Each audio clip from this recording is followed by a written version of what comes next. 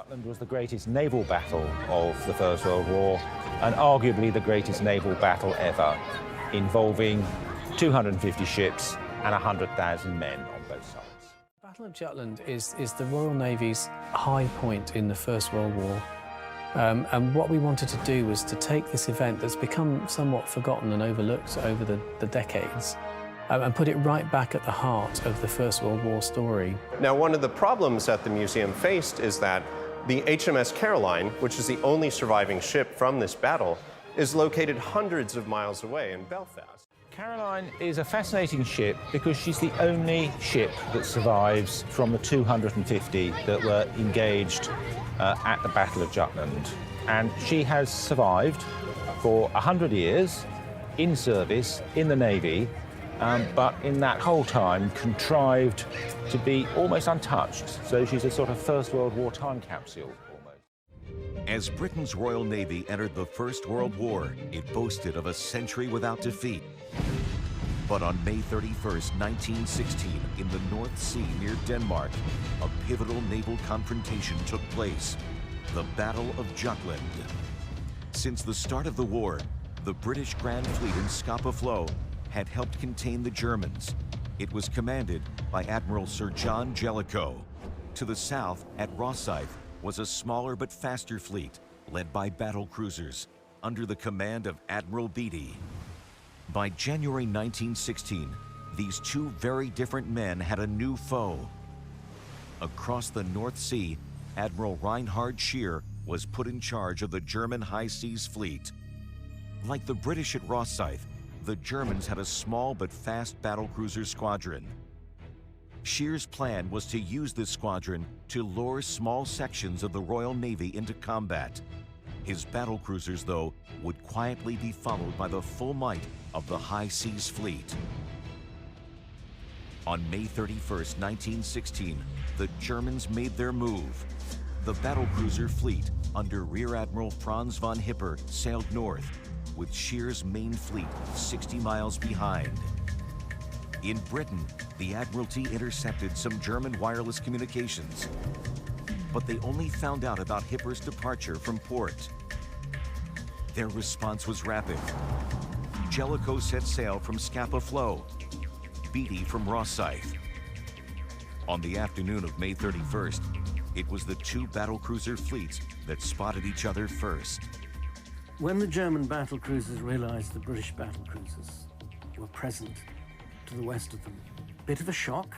They turned round and they headed back southwards. Rear Admiral Hipper was seeking the protection of Vice Admiral Scheer, and the British naturally turned south to follow them. Beatty was acting in characteristically decisive fashion, unaware he was being lured into a trap. As Admiral Beatty chased Hipper south, his lookouts had a shock. The leading German fleet, Scheer's fleet, was seen coming over the horizon under a huge pall of black coal smoke. Beatty had no idea the main German fleet was at sea. It was now his turn to do a full 180 and head back to the support of Admiral Jellicoe. As evening approached, Jellicoe and his main battleships were finally in a position to engage. Having assessed the scene, the Admiral gave the most important order of his naval career. He instructed his dreadnoughts to form a long, continuous battle line across the path of the German ships. The expression crossing the T is when one line of ships in the superior position is able to bring all its guns on all of its sides to bear, while an enemy line which is coming up to cross that T can only actually bring the guns that are at the front of the line and facing forward. Faced with a 6-mile line of British battleships, Scheer ordered his ships to turn 180 degrees and head for home. But ever since 1916, debate has raged as to who actually won the Battle of Jutland. The German fleet had fled back to the continent, having lost 11 ships and 2,500 men. But the Royal Navy had lost 14 ships and 6,000 men.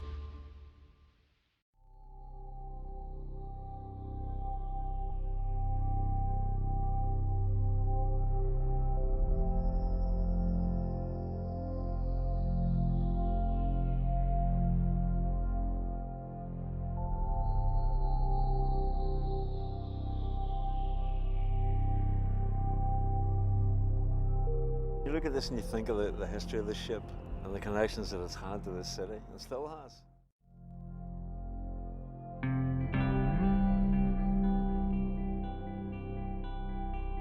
She has a lot to give, and I think a lot of people will benefit from her.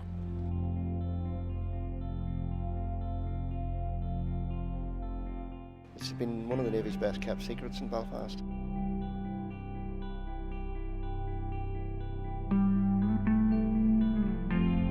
I would be really, really sad to see her go.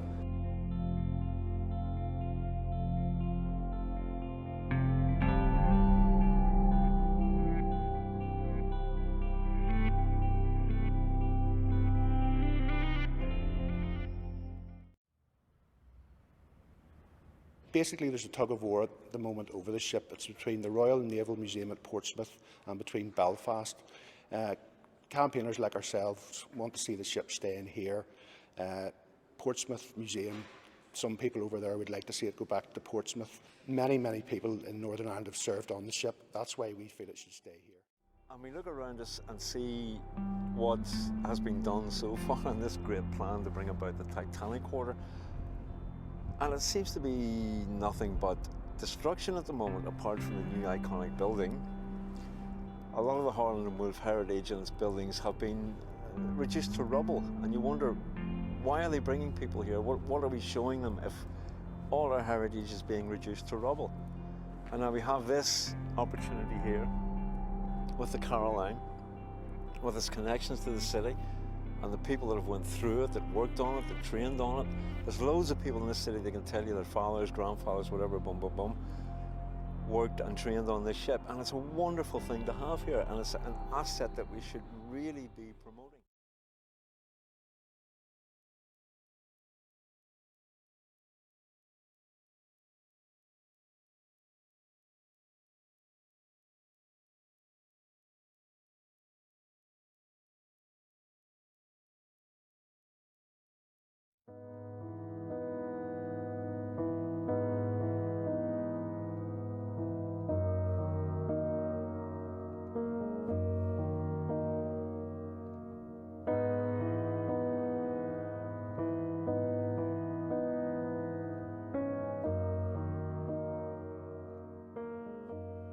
She's been here so long, she's part of the skyline basically in Belfast, and we've all just grown accustomed to her being here and should be retained as part of Belfast.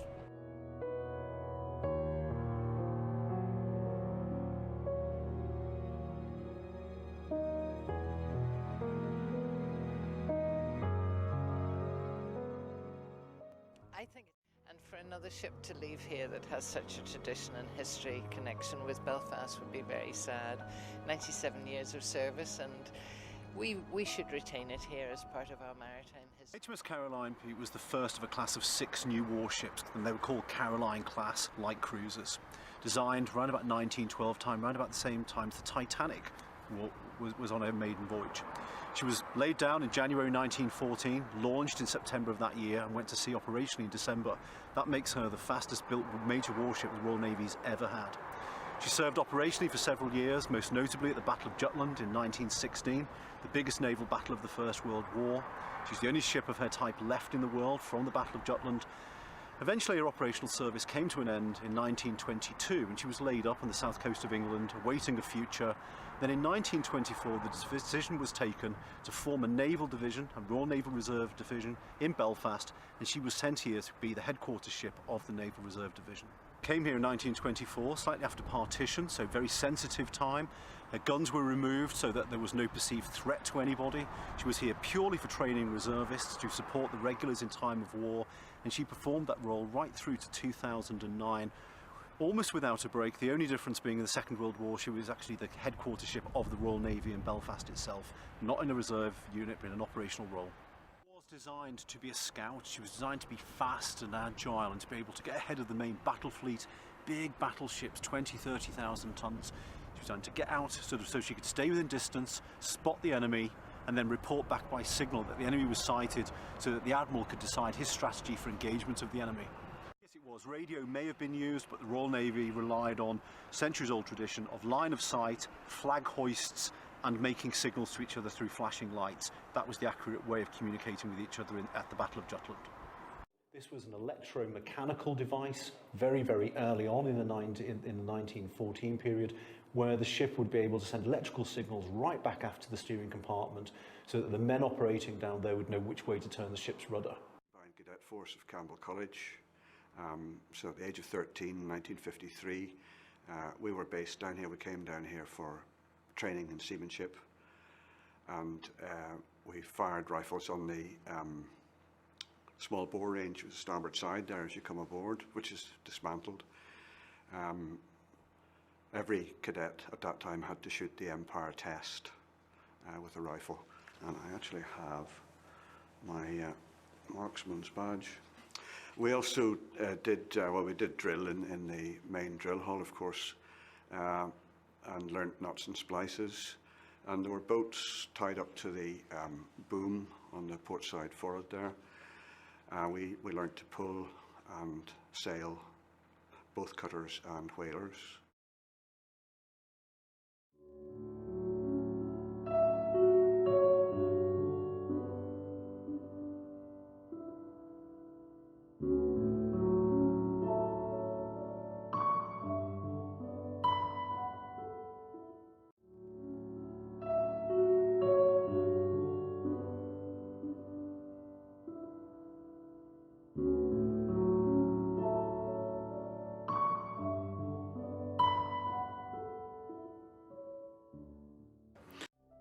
Well, Pete, this is the main access to the main machinery space.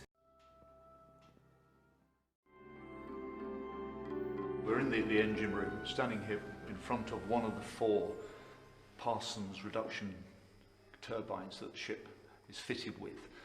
We believe that they're the only in-situ turbines of this era left anywhere in the world.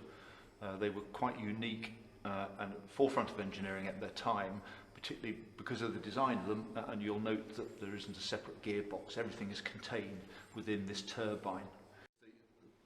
The steam pushing against the fan blades inside these turbines that spins them, and then from that spins the shaft with the propeller at the stern. The ship has 4 shafts. Each shaft has its own turbine, and here on my left-hand side is one of the condensers, which basically converts the used steam back to water so it can be used again in the boilers. About 40,000 shaft horsepower.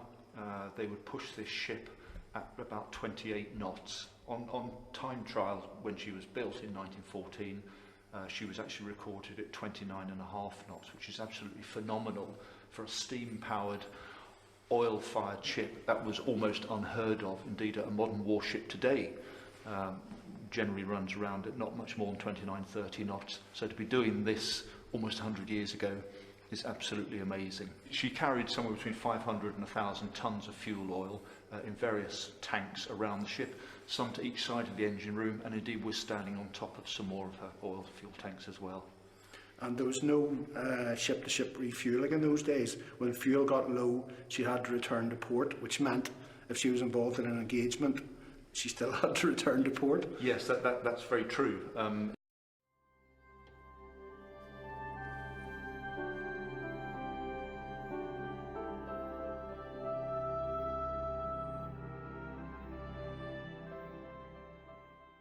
Okay, Pete, this compartment is right at the aft end of the ship, about as close to the back of the ship as you can get. It's underwater, so it's surrounded by water on the top. There are 2 propellers below us, would have been sort of action stations, churning away, creating huge amounts of noise. This compartment would have been manned in action stations by up to 12 men. So 6 to turn the wheels, 2 for instructions, 1 for supervision, and a spare man in case somebody went over. The heat down here would have been quite fierce. The hatch would have been sealed because we're below the waterline, so if the ship took any damage, they wouldn't have been able to get out quite easily. This would have been a horrendous place for these men to be.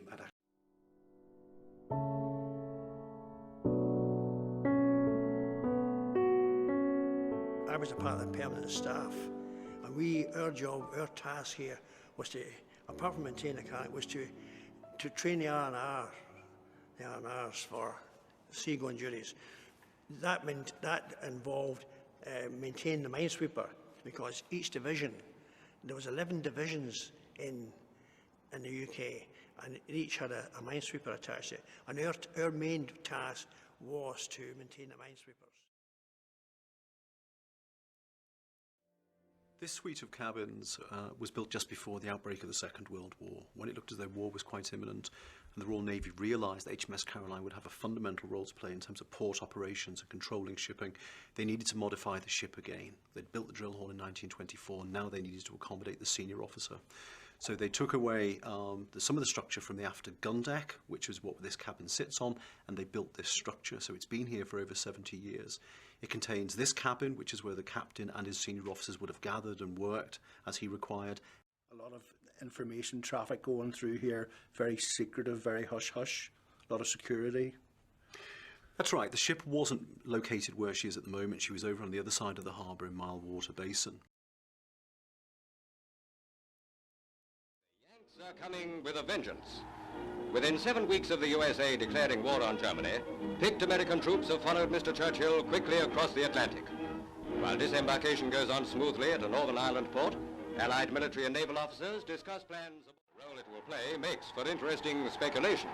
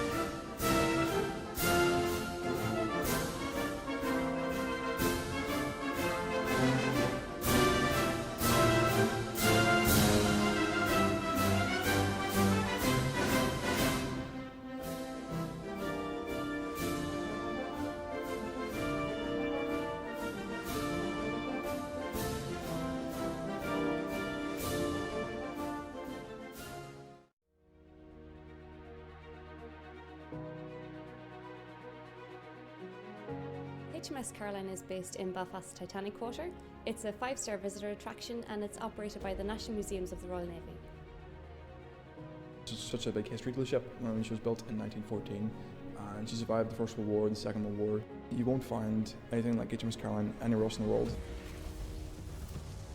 Caroline was involved in the Battle of Jutland. It was the largest naval battle ever fought. She's the sole survivor from that battle. My favourite part of the tour by a long shot was the Jutland experience. When we first walked into that room, I was blown away. The impact of the movie, the sound, it was fabulous. I think this is pure history. It's only when you physically come and walk around it and you feel it. This isn't a toy. This was real life. The people that made this boat allow us to be here today.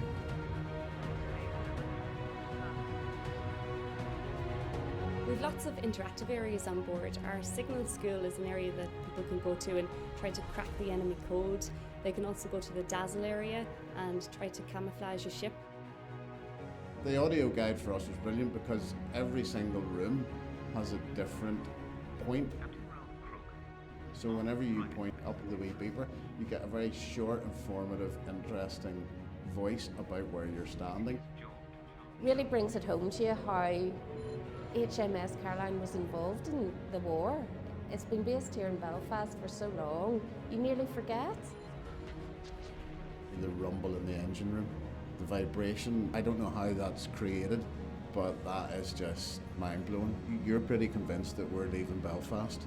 We're going to war.